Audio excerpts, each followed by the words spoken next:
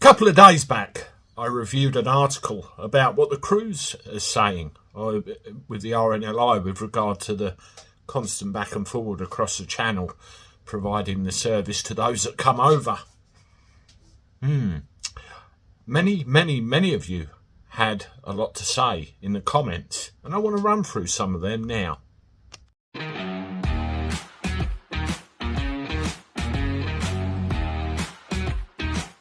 Hello everybody, welcome back to the channel. Hope you're well. Thank you very much for stopping by again and spending a bit of time with me, and I appreciate the support as always. Please make sure you're subscribed if you haven't done so before. Hit the like button, share the content, leave comments, and thank you very much for your time and participation. Well, an article came out a couple of days back where an ex-RNLI crewman decided to basically say what they thought about the whole situation with regard to what's going on across the channel. Many of you left some interesting comments, so I wanted to spend some time going through some of them. So here we go. Top of the pile, Alan. Is it true that Mayday calls from sailors at sea are being turned down due to the pressure of the migrant situation? I have read that in 2 or 3 different places, where, you know, sorry, we're busy, come back later kind of thing. That's what always worried me about this situation. Is that going to happen because the manpower's not there to carry out these rescues? Jim Walton, here's another one. I will never donate to the RNLI again. Keith 800, where is the French lifeboat service? Surely, if it's on their side of the channel, it's down to them to pluck the idiots out of the sea.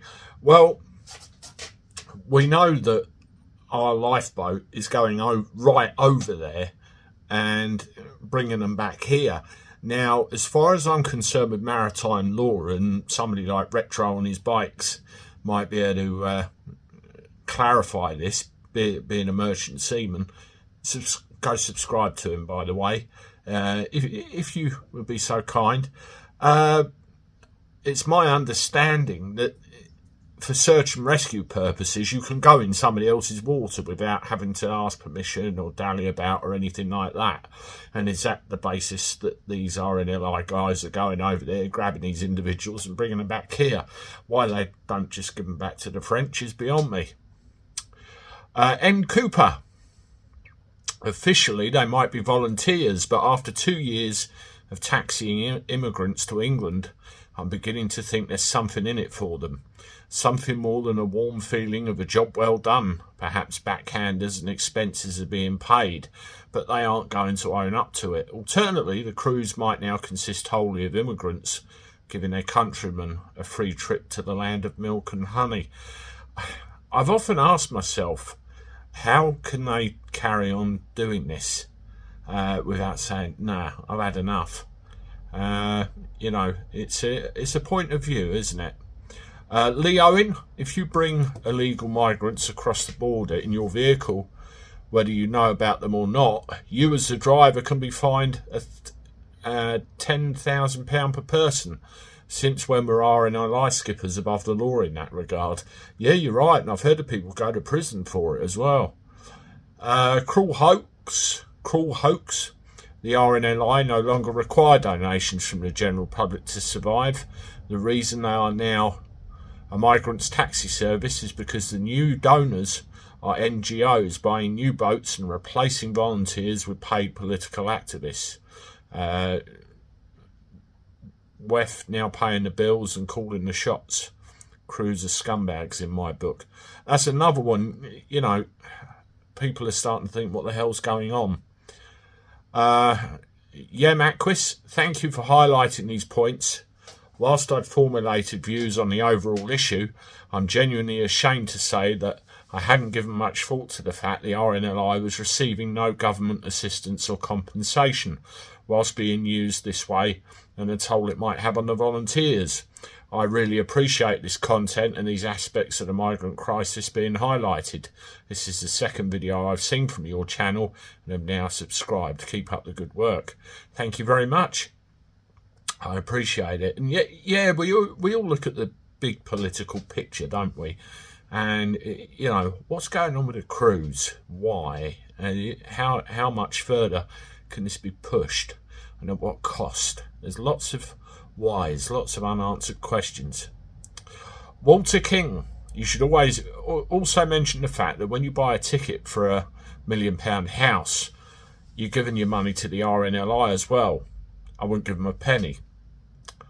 Another person who won't donate.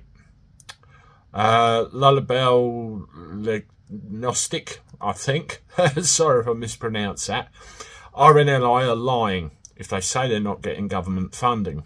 Donations have plummeted because many people like me who used to donate and included them as beneficiaries in my will have ceased supporting them. The call-outs have massively increased, so in diesel costs alone, costs have spiralled. So how is the RNLI really financed? That's the second comment I've seen asking that question. Why are the RNLI crews complicit in this? A man called Kev. You know, if you're a genuine volunteer and, you know, you're giving up your time and it's taking you away from your family, your work and everything else, and there's something nefarious going on, why won't they turn around and think, well, what the hell am I doing? Particularly when you read news about, you know, other boats, other ships in jeopardy, which are being turned down. My observations, I reckon they are receiving funding and salaries from the government on the quiet. They're not going to tell us that, are they? Just another example of deception. I would love to talk to somebody in the RNLI, get them on here, or alternately ask some questions on the QT, give you the answers. The gangs are donating to the RNLI instead. David Deddy. The RNLI are split 3 ways, operating as a migrant taxi service, a holiday season babysitting service, and topping up the pensions of ex-naval top brass. The RNLI have been one big fiddle for decades. If the public only knew the truth. This comes from an ex-crew member whose great-great-grandfather was on one of the first rowing boats here in Cornwall. One another point amongst a host I could mention, look into the theft of the Trevelyan medal from within triple security at HQ, the thefts by top brass and the litany of cover-ups. Thank you for your insight, David. Appreciate it. Steve Guitar Dude. Why would anyone volunteer to be a part-time trafficker? Here's another one. The RNLI are a humanitarian charity dedicated to saving life regardless. Would you refuse a fare from a migrant? I hope all cabbies are not right-wing ignoramuses like yourself. Oh, here we go. We got a clever dick. You bellyache about speed and ULEZ cameras, but I bet you don't switch off your cab camera, do you? Would you abolish the NHS because of the vile crimes of Lucy Letby and Beverly Allitt, both Indigenous white, incidentally? There's always one that sneaks in, isn't there? I mean, the thing that really stands out with that comment is right-wing ignoramus like yourself. Come at me like that, you've no place on this channel. Bye. Cyril Lightbody. They and the border force are nothing but a taxi service, the people smugglers. No to censoring. Let's all defund the RNLI. There's a lot of, you know, similar feelings on this where people are questioning, why are we funding them? And also an overall impression of what's going on. Not bad for a right-wing ignoramus. PPR Bizavec. I was in Lyme Regis earlier this summer and spoke to an RNLI volunteer fundraising on the harbour.